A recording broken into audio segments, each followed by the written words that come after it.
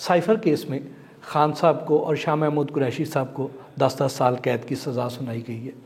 کیا سارے قانونی تقاضے پورے ہوئے ہیں اس کیس میں؟ دیکھیے جلد بازی تو اپنی جگہ ہے، بالکل جلد بازی بھی ہوئی. جو ایک ڈیو پروسیس جسے ہم کہتے ہیں، قانون کا جو قاعدہ ہے اس کے مطابق کام ہونا چاہیے، وہ بھی نہیں ہوا. لیکن اس کے علاوہ مقدمہ ہے کیا؟ آپ دیکھیں ایک مذاق خیز مقدمہ ہے. کہا یہ جا رہا ہے کہ ایک سائفر جو ایک سیکرٹ ڈاکیومنٹ ہوتی ہے وہ وزیر اعظم کو دیا جاتا ہے، اس کا ایک ورژن کاپی کر کے. جو ایکچوئل سائفر ہوتے ہیں وہ وزارت خارجہ ہی میں رہتا ہے، جس پہ کوڈ ہوتا ہے اور وہ تمام چیزیں. وزیر اعظم نے اس سائفر کو پڑھا، نیشنل سیکیورٹی کمیٹی کے پاس رکھا، کیبنٹ کے پاس رکھا، وہاں فیصلہ ہوا کہ اس پہ احتجاج کیا جائے، ڈیمارش جاری کیا گیا حکومت جو ہے امریکہ کی ان کو. اس میں کوئی قابل اعتراض چیز محسوس ہوا کہ ہے. اب اس حوالے سے وزیر اعظم کا آئینی فرض بنتا ہے کہ وہ ہر وہ بات جو مفاد عامہ میں ہے عوام کے سامنے لائیں. وزیر اعظم نے، کابینہ نے، نیشنل سیکیورٹی کمیٹی نے یہ فیصلہ کیا کہ اس میں قابل اعتراض بات ہے، تبھی ایک ڈیمارش جاری کیا گیا. نا ڈیمارش کا مطلب ہوتا ہے کہ ریاست پاکستان نے احتجاج کیا امریکہ کی ریاست سے.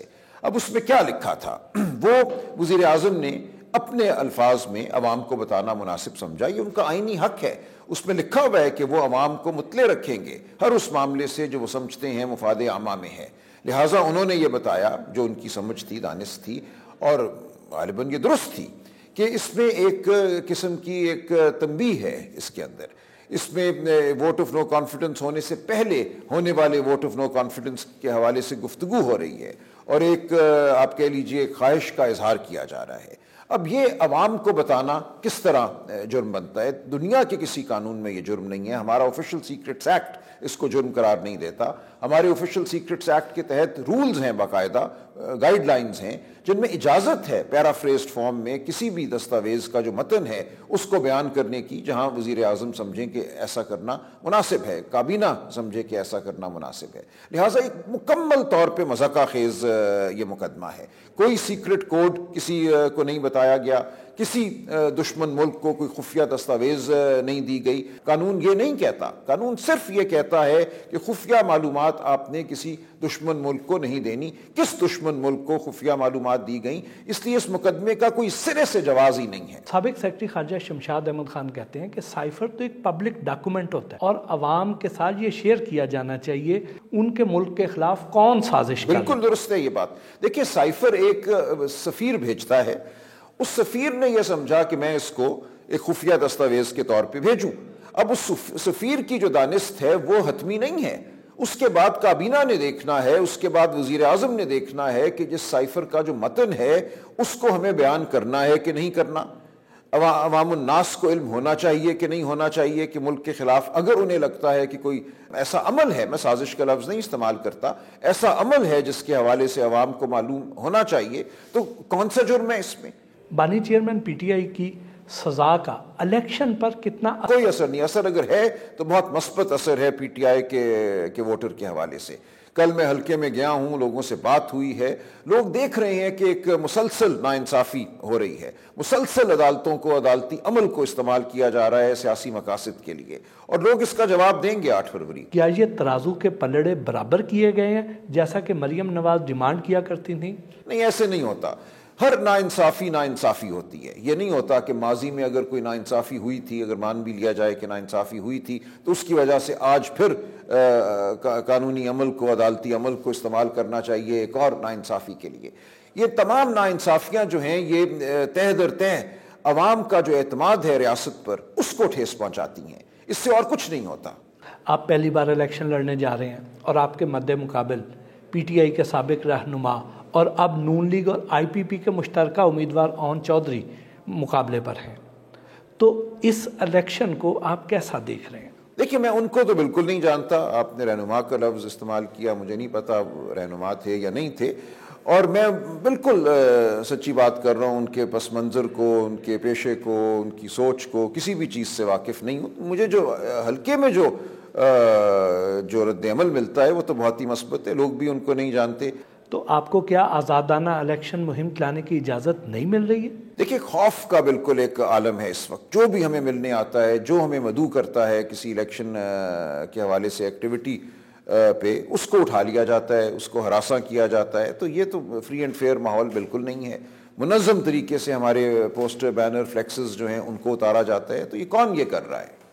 لیکن اس سب کے باوجود آپ کا مورال بہت ہائی نظر آتا ہے. اس لیے کہ عوام سے جب رابطہ ہوتا ہے تو عوام کا مورال مجھے بہت ہائی نظر آتا ہے. عوام بالکل بھی مایوس نہیں ہے.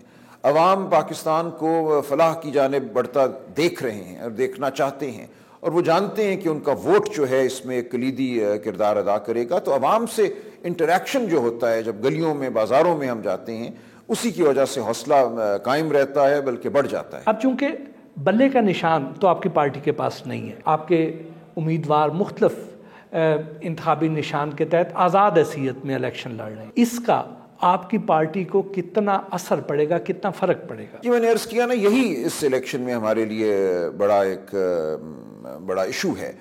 لیکن میں سمجھتا ہوں کہ عوام باشعور ہیں، سوشل میڈیا کا دور ہے، ہم نے ہر طرح تشہیر کرنے کی کوشش کی ہے.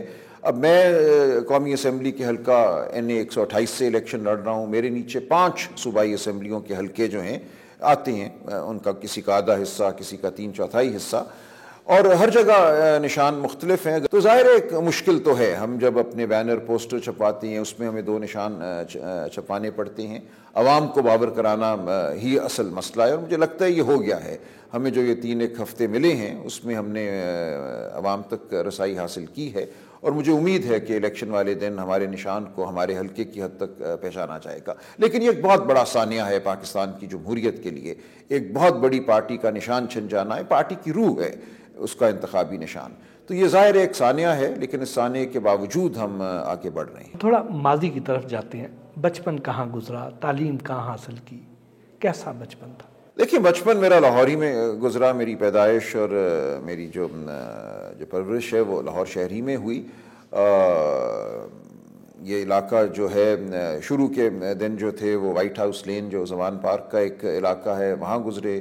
اس کے بعد ہم سن 72 میں نیو مسلم ٹاؤن آ گئے. اس کے بعد وہیں رہائش رہی، اور پچھلے کچھ عرصے سے میں گلبرگ میں رہائش پذیر ہوں.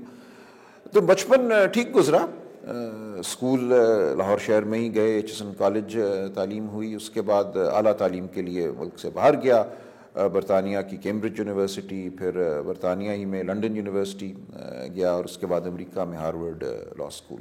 وکالت میں آنے کا فیصلہ والد صاحب سے متاثر ہو کر کیا؟ دیکھیے، ظاہر ہے کچھ اس کا بھی اثر ہوگا، لیکن میری جو پہلی ڈگری ہے کیمبرج یونیورسٹی سے معاشیات میں ہے. اس کے بعد معاشیات کی تعلیم کے حوالے سے میں پڑھاتا بھی رہا، لیکن بعد میں پھر آہستہ آہستہ میری رغبت قانون کی طرف ہوئی، اور پھر قانون کی تعلیم حاصل کی. کیریئر کے آغاز میں آپ کو سابق چیف جسٹس ثاقب نثار صاحب کے چیمبر میں کام کرنے کا موقع ملا. وہ تجربہ کیسا رہا، اور ان پر جو آج کل تنقید کی جاتی ہے، کیا وہ درست ہے؟ دیکھیے، وہ بہت ہی خوبصورت تجربہ تھا. ان کا چیمبر اس وقت 1990 کی جو دہائی ہے اس کے اوائل میں بہت ہی ایک متحرک چیمبر تھا لاہور شہر کا. ان کے والد میاں نثار صاحب بہت ہی شفیق استاد تھے.